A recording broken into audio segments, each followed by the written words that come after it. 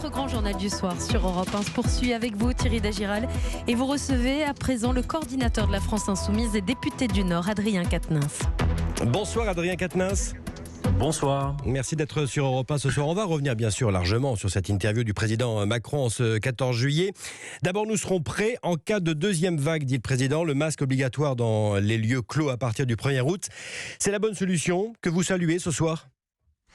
Mais d'abord, on espère tous que nous n'aurons pas à faire face à cette deuxième vague, mais effectivement, les indicateurs sanitaires nous montrent qu'il faut s'y préparer. Alors, sans doute, en effet, les masques obligatoires dans les lieux clos, c'est une bonne idée, sans doute.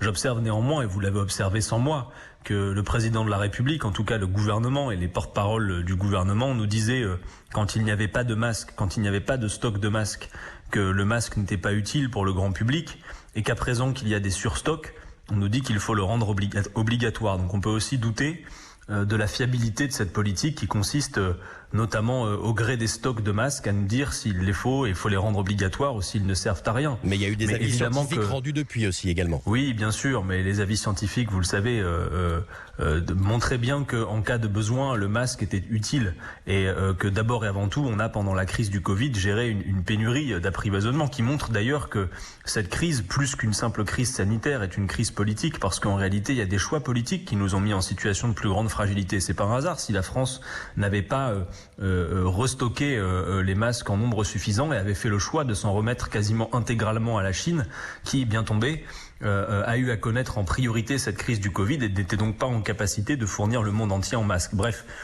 en réalité, dans cette allocution présidentielle, on avait le sentiment sur ce qu'est de la gestion de la crise du Covid que finalement tout échappait à Emmanuel Macron, qui n'était responsable de rien. Mais si, il porte une lourde responsabilité dans la crise que nous connaissons.